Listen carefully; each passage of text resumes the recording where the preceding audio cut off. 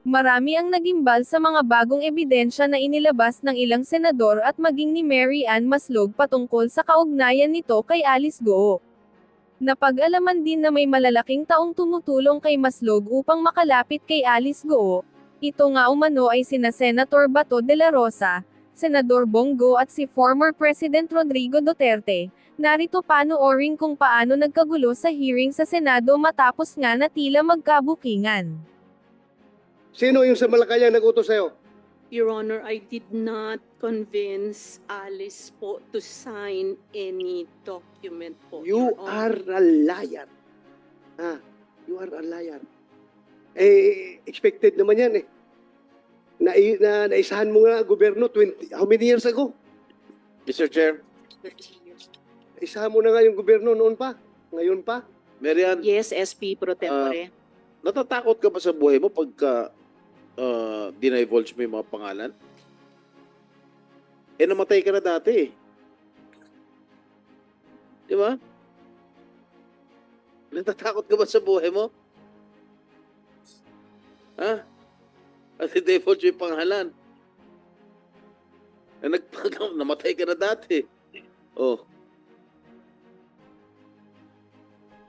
Ano? Come on, please divulge all the names that you know. Sige na. And if I may, SP pro tempore, starting with the word, the name file doon, sa anong konteksto nyo narinig yung pangalan niya? Actually po, I think si Fael Don was in Bamban. Mhm. I think he lived in Bamban. Mhm. And apparently po, Mr. Faeldon and I think his wife also, nandoon po sila sa Bamban. Mhm.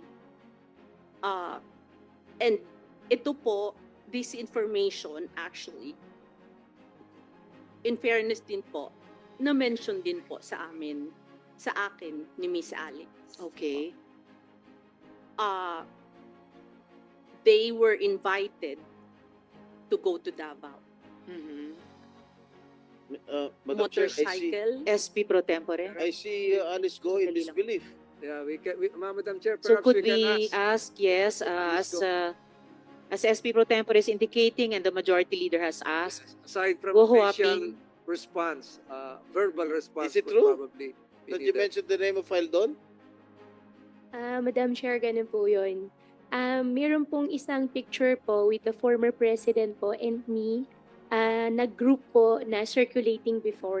Yan po yung kinukwento po. Yan yung isa rin po na pagkwentuhan po namin. Mhm. That's my first time po. Nakita ko po ang former president. Doon sa group picture na yan, na circulating, that was the first time po na nakita ko po siya. Doon naman po siya, na-mention po ni Miss, ni Ma'am kanina, Maslog. Maslog. Kanina naman po na regarding po kay Mr. Nick Fildon naman po. Mm, Mr. so Nick Fildon naman ito. po talaga nasa Bamban. Meron po Mm. siyang goat farm po sa Bamban. Goat farm. Yes po, goat farm. So kayo may babuyan, siya naman kambingan. Wala naman po kami any transaction pero may goat farm lang po. Farm. May goat farm lang po siya sa Bamban. Okay. Yan lang po. Madam Chair, Okay. Senator De La Rosa. Yeah. Can I confirm from Alice Go? Yung tanong ko kanina, meron akong A1 information na natanggap about that affidavit na dala-dala ni Maslog. Meron akong informasyon. Confirm or deny lang from you. Hindi kita pinupirsang sagutin. You can ask the advice of your lawyer. Pero tinatanong ko lang para mabigyan ng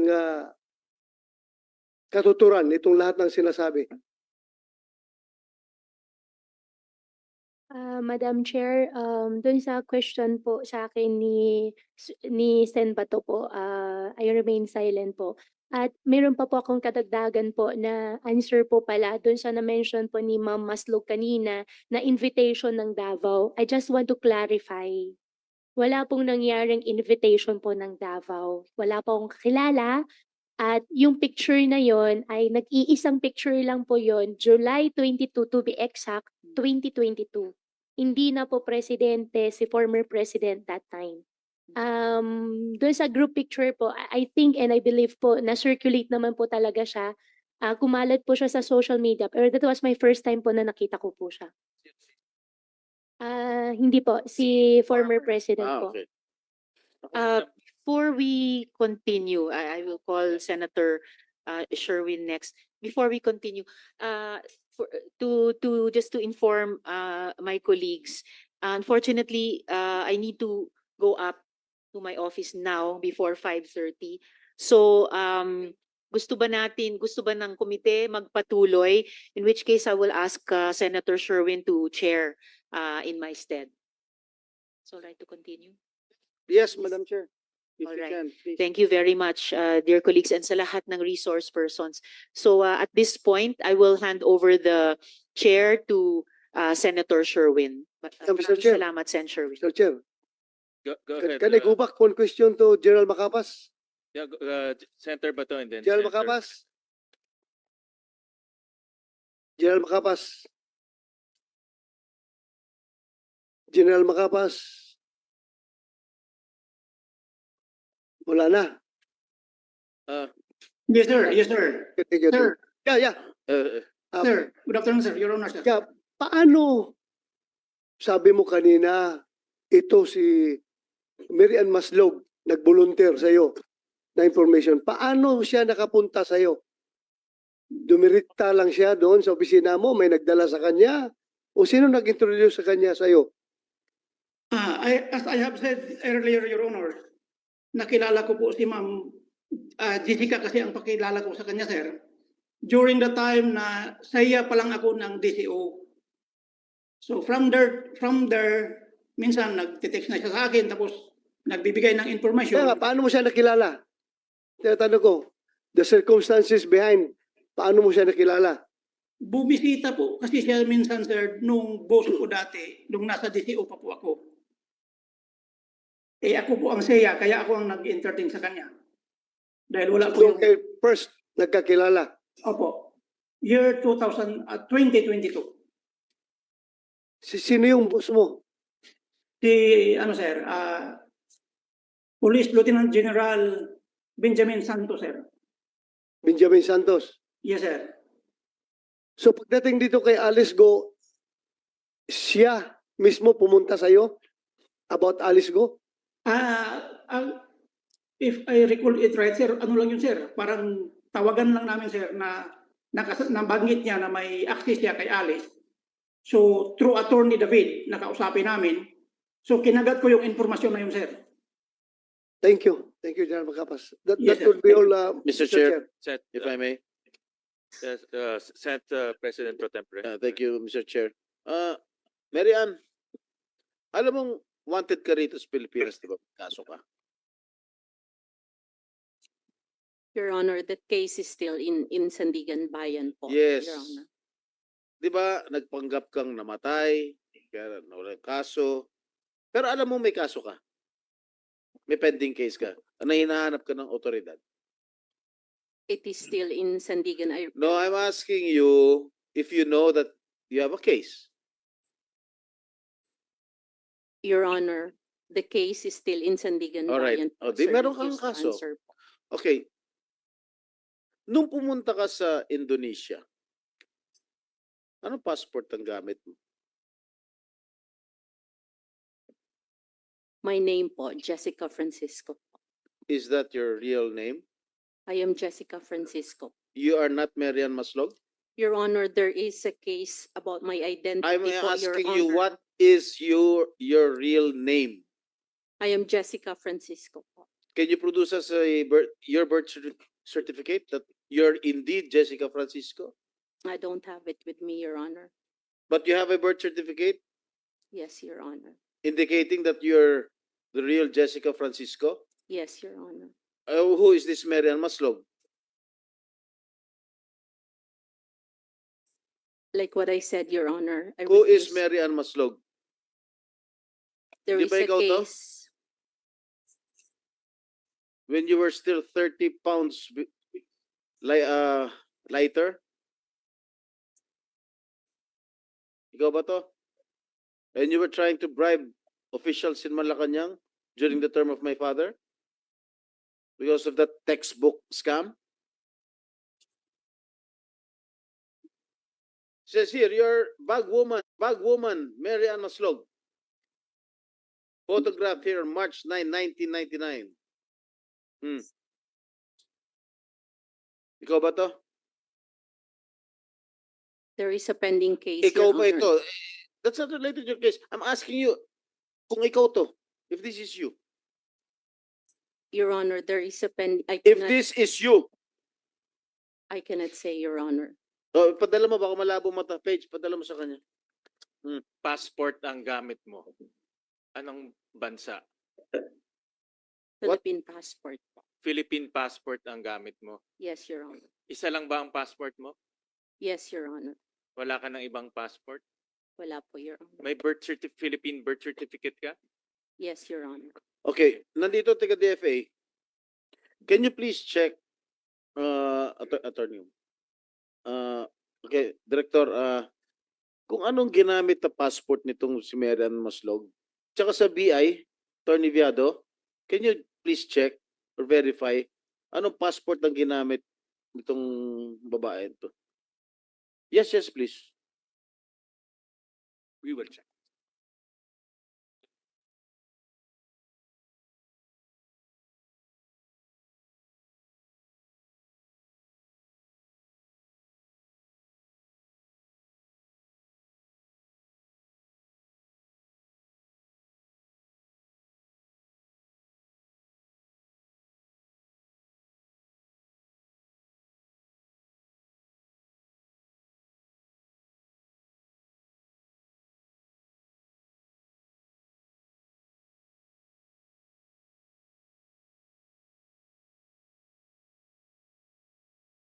What is your middle initial? Huh? Sese, Your Honor. Sese. Yes, Your Pwede po pa-flash ano? It's a ComSec. It's a ComSec. Okay, we will flash your your passport.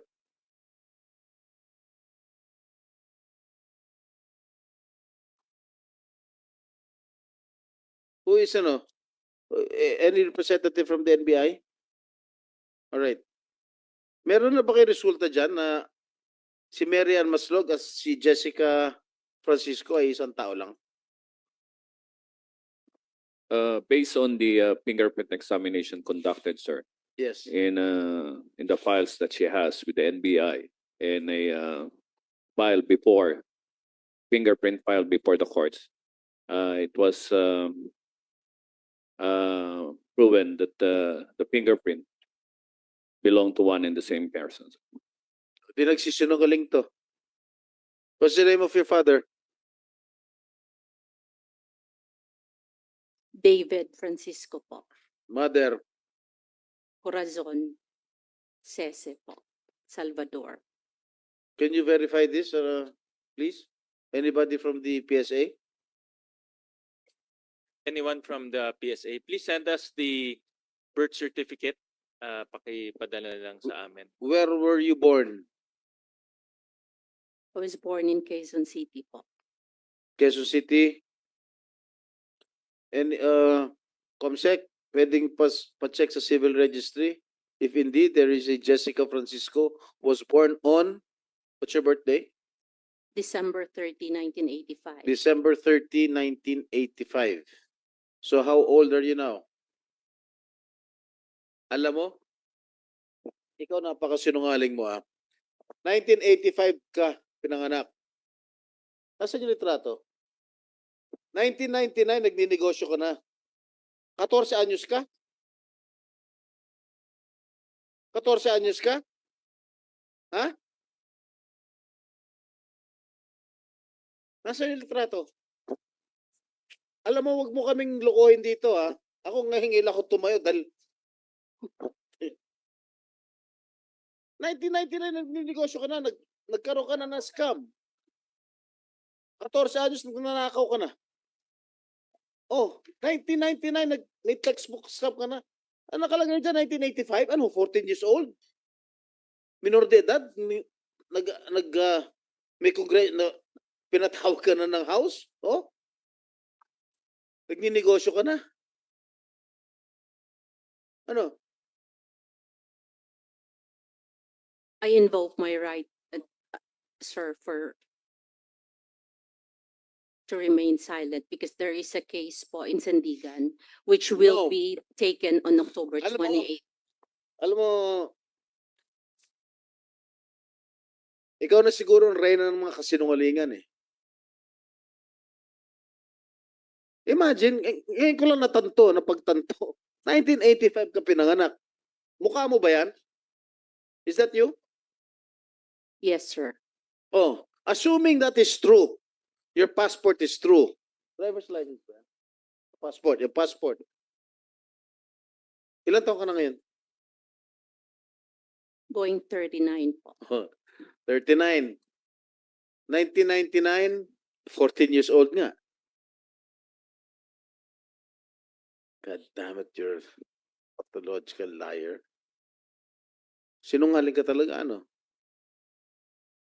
Ano? Saan ka kumuha passport? In DFA po.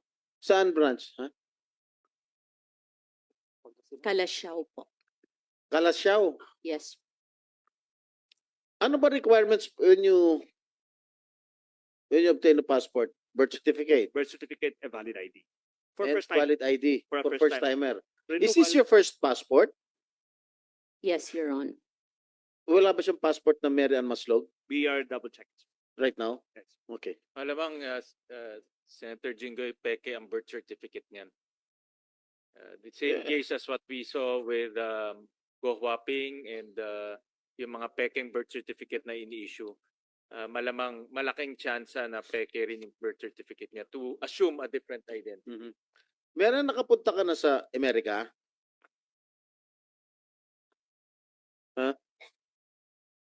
Sir, I invoke my right po to. Bakit?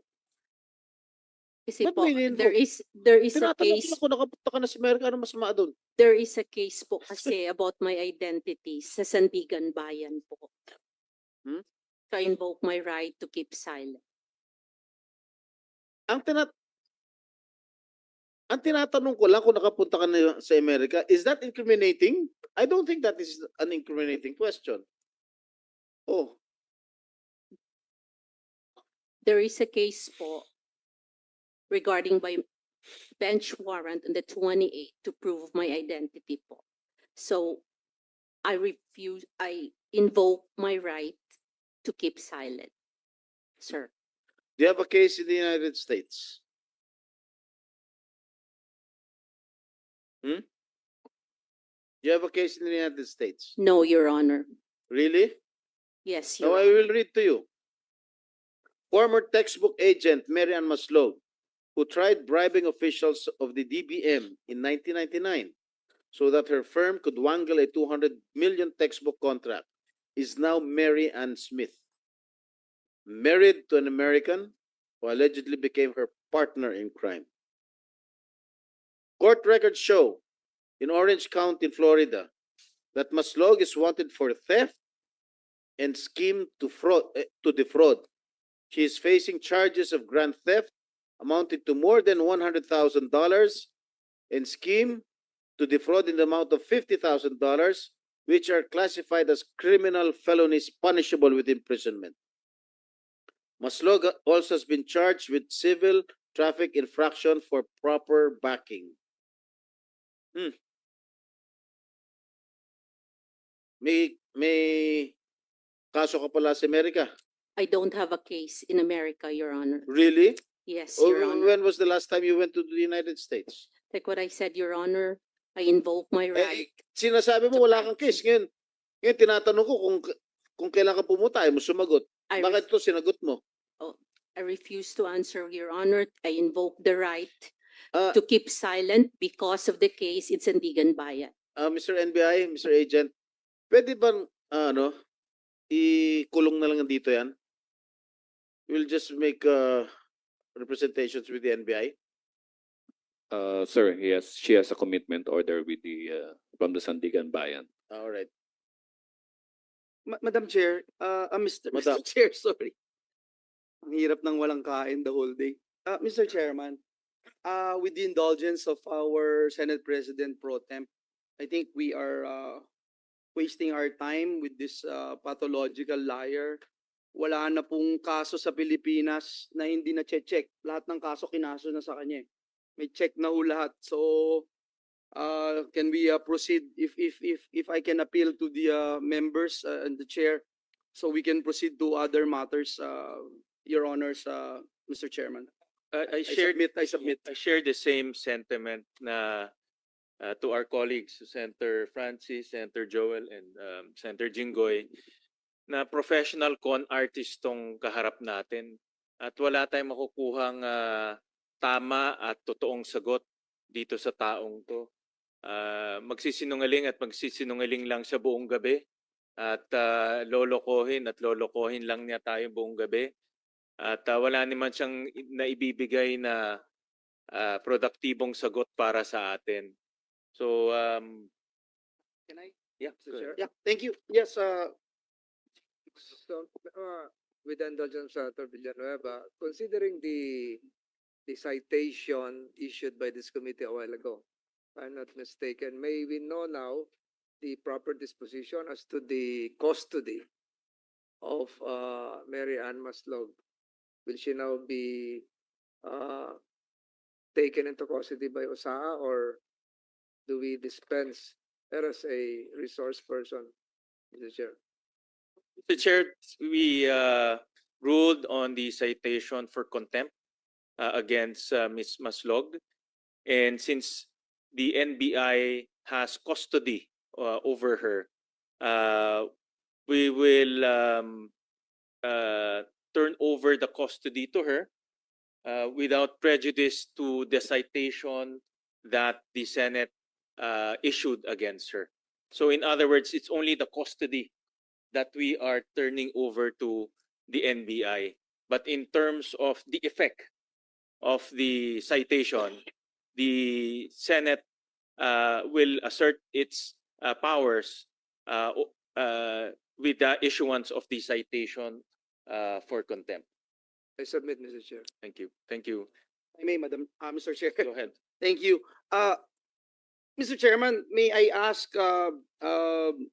Ms. Guo Huaping alias Alice, kanina I was listening attentively and even in the hearing doon sa counterpart natin sa House when they raised the issue of you being a spy, you reacted differently, and on our end we were not surprised at all. It could be true because somehow in the past hearings you act like a spy, lie like a spy, and we wanted you to have this opportunity to convince us.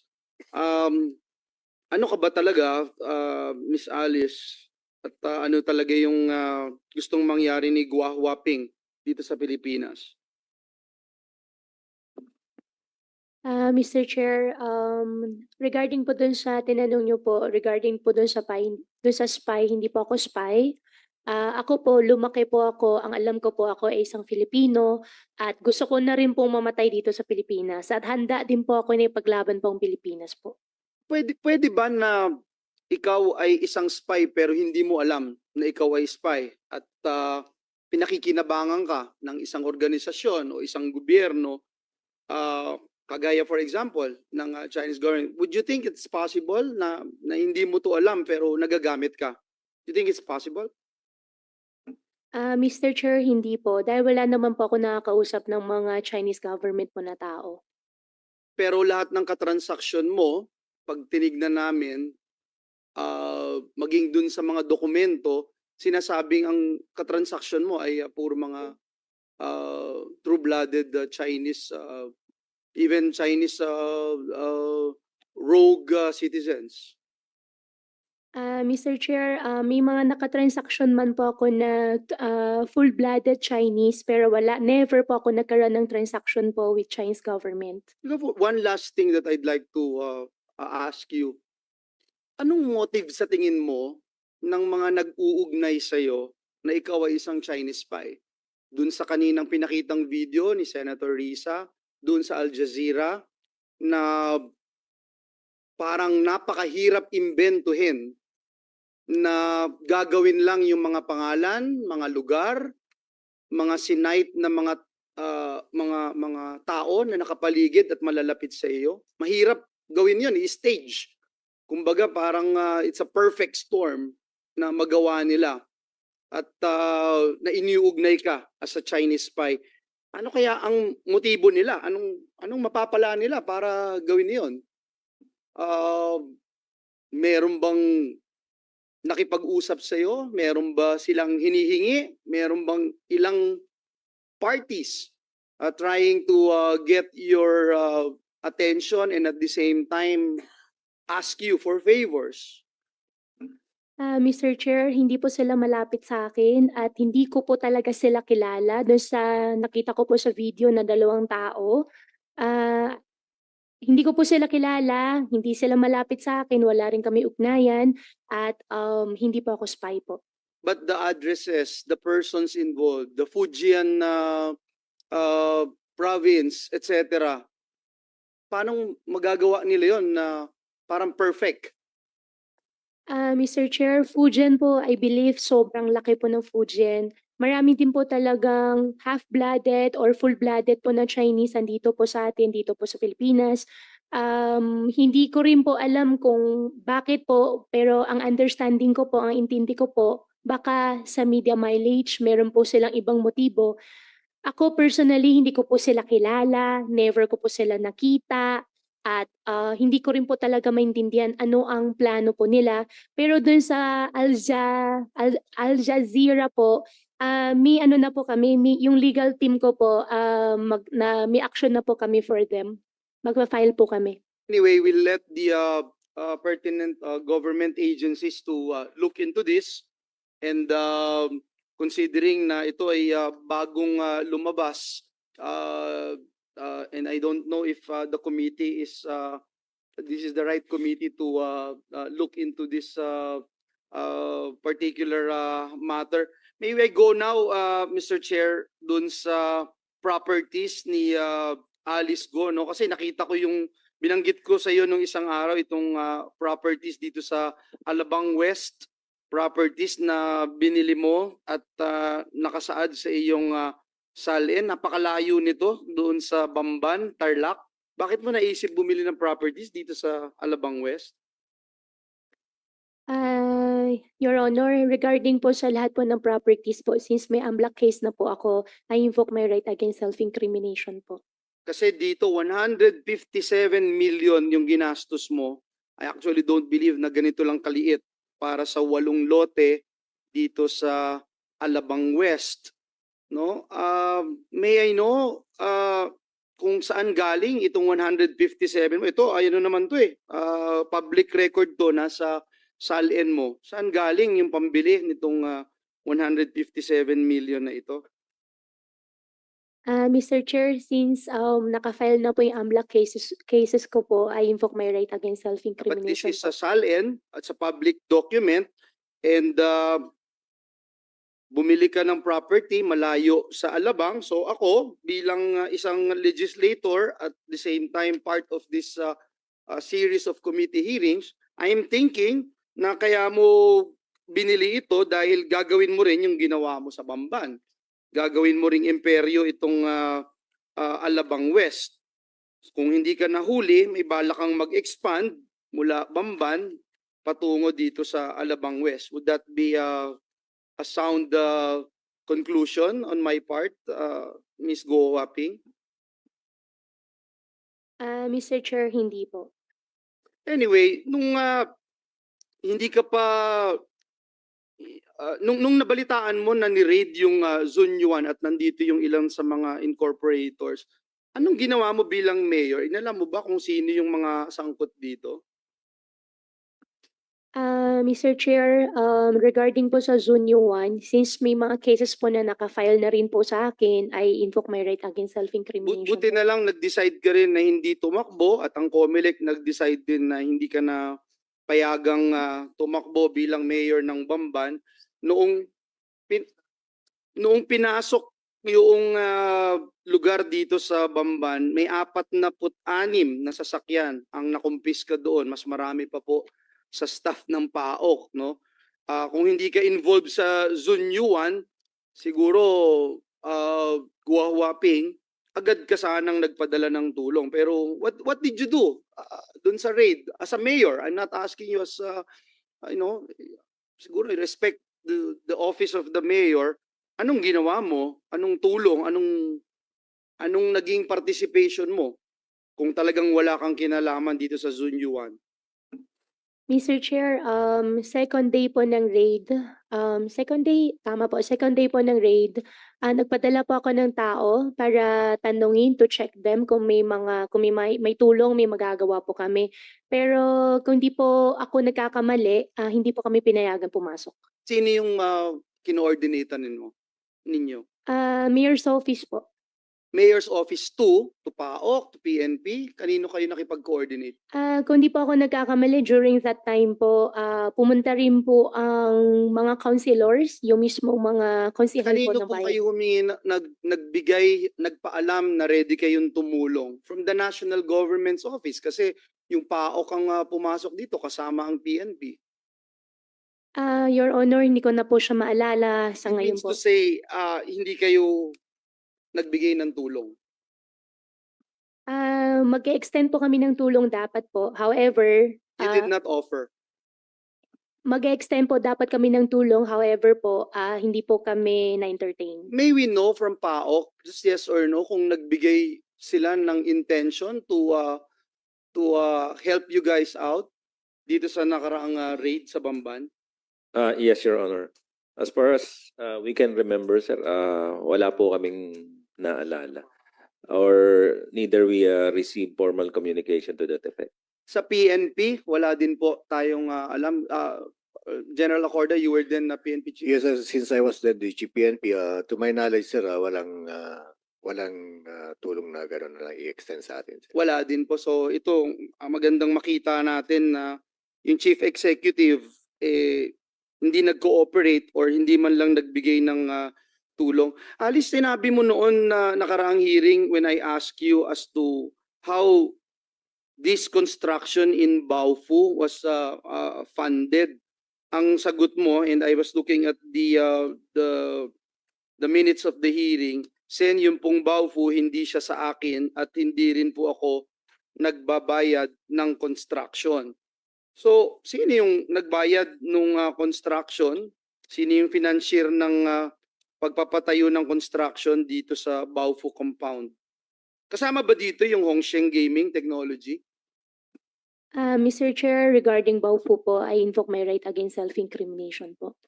According to financial statement ng Baofu, pag tinignan niyo po ito, hindi pa kayo nakakapag-divest nito, 2022 to 2023. Pag tinignan niyo po yung cash flow, nakalagay po dito, just to put it on record, meron pong nakalagay na construction in progress, 341 million yung nakalagay. Despite the fact na ilang beses nang pinapakita sa committee nito, especially yung in-depth study ni Senator Win Gatchalian na umaabot ng more than 6 billion pesos yung construction alone ng Baofu. So itong sa 341 na lang million na nakalagay na public record, financial statement ng Baofu, galing ba ito sa mga shareholders? I suppose ito yung galing sa shareholders ng Baofu. Is that correct? Mr. Chair, regarding Baofu po, I invoke my right against self-incrimination po. But this is a public record at 341 million nakalagay dito, construction in progress. Ang tanong lang, bakit 341 million lang ang nadeklara kahit na nasa 6 billion na ang naging gastos ng construction na ito. Mr. Chairman, I am just emphasizing the importance of having a stronger measures where we can make sure that the local chief executive would have the responsibility doon sa mga nangyayari sa kanyang paligid. Ang lapit po, ilang metro lang po ang lapit ng itong Baofu compound mula po dito sa Bamban Municipal Hall. Gusto kong puntaan Mr. Chairman itong PAGCOR kasi sa dami po ng mga narinig natin Mr. Chairman,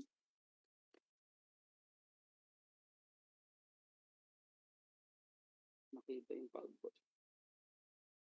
Sa dami po ng nakita natin, narinig, at tayo ho, simulat sa poll, nag-imbestiga tayo dito sa, kasama kita pala nun, Senator Sherwin, dun sa biggest human trafficking na nangyari dito sa Clark, no? I think next games, no? Next games, 1,300 human trafficking, 50 million na bribery, nakulong yung Commissioner Argusino at si Robles, if I'm not mistaken, no?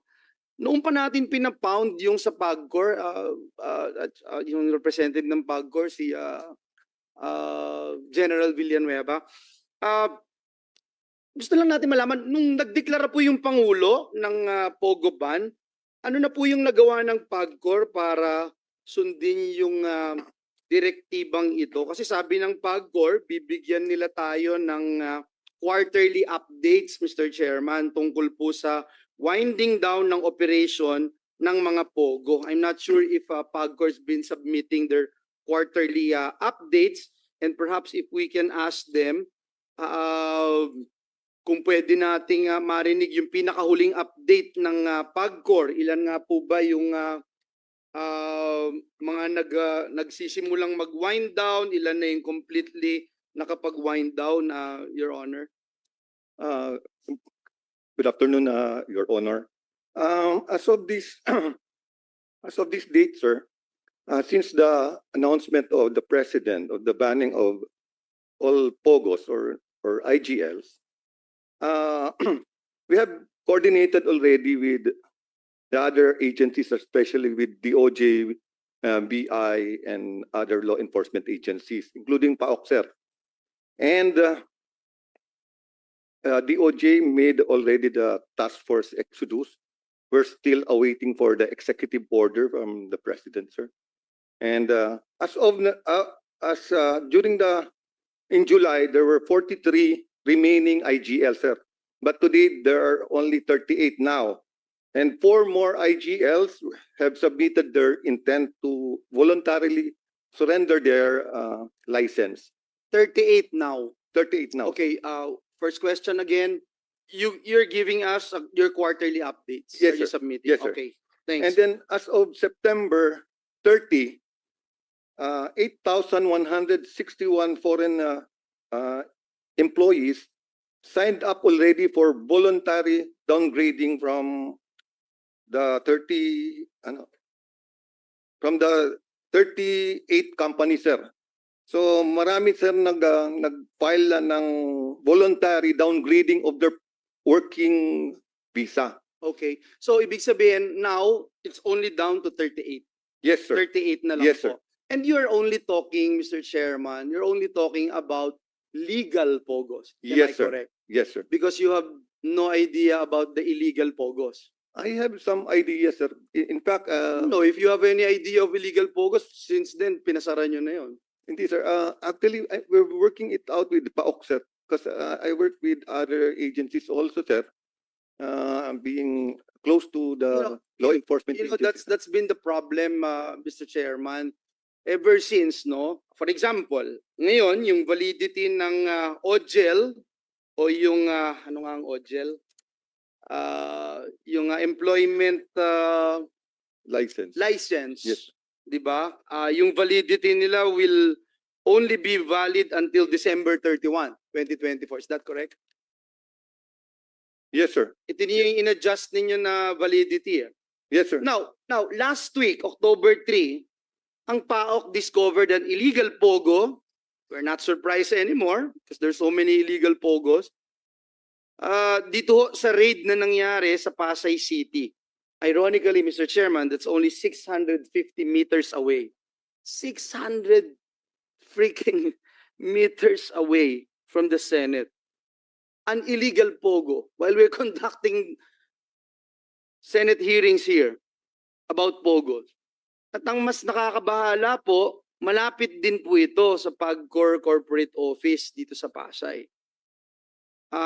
Ito pong na-discovering pogo sa Kimberly Building sa Macapagal Boulevard ay isang scam farm.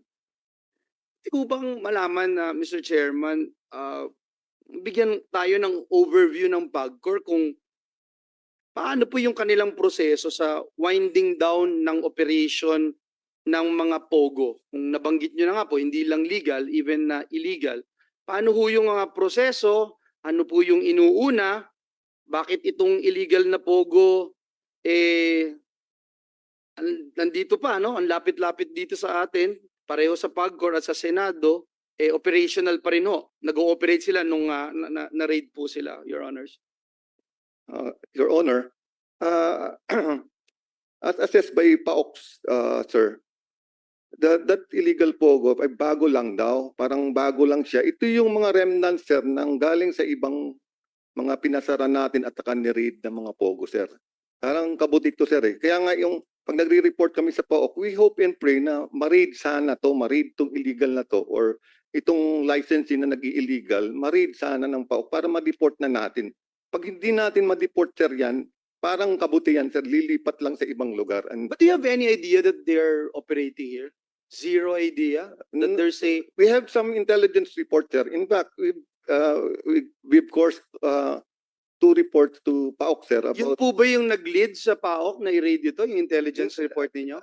part of that, sir. But ito kasing location na to, sir, ang binabanggit namin, ito yung karugtong nung naandun sa Double Dragon.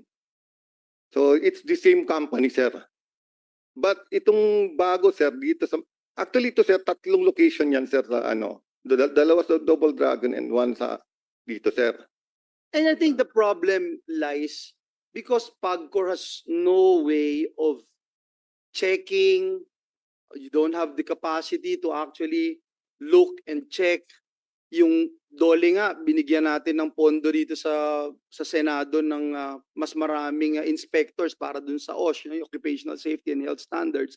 But PAGCOR has no way of checking all of this. In fact, Your Honor, General Villanueva, ka-last name pa kita, yung mga leasing, mga lisensya, sinasabi wala, pero the past 6-7 years, alam na namin na meron yan eh. And hindi talaga, and the only way to do that is we thank and appreciate the President's decision to really close down POGOs. So, alam niyo po ba na ganito yung nangyayari and yet you can't do anything about it? It appears that you can't do anything about No, it. sir, we've been doing a lot of things also together with the law enforcement agencies, including the intelligence community, sir. In fact, sir, we're a minor player in the discovery of this big illegal pogo, sir. Well, meron ba talagang kapasidad ang PAGCOR na tugunan itong utos ng Pangulo na talagang tuldukan po itong operasyon ng mga pogo sa ating bansa? O kailangan nyo talaga ng kagaya ng PAOK na talagang massive yung they're not just passive but more proactive approach in closing down this Yes, sir. pogo Yes, operation? sir. Your Honor, the PAGCOR doesn't have the police power or the arresting power. So we rely on the PAOK, our law enforcement agencies. But we help them in intelligence operation. But you're the one issuing licenses, sir. Those licenses yes, that sir. you are issuing, Yes, sir. hindi nyo naman ho na-check eh. Hindi nyo na-check. In fact, yung mga na-raid, yung iba may lisensya pa ng PAGCOR eh, pero maraming illegal activities. Am I Yes, correct? yes, sir. Exactly. I agree, sir. But we help in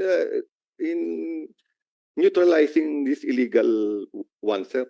Anyway, sir, I think we can agree to disagree if you have the capacity to actually look into all of this and find out if your licenses na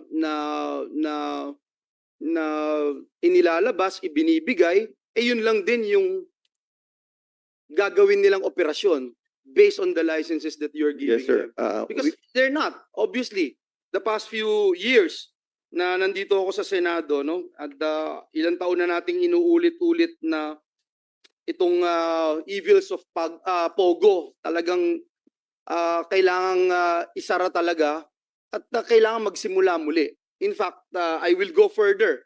Even the evils of online gambling, pati itong mga lisensya na ito, for me, until now, wild west. Itong pagbibigay ng lisensya at pag-i-implement nitong mga nakatanggap ng lisensya mula sa PAGCOR.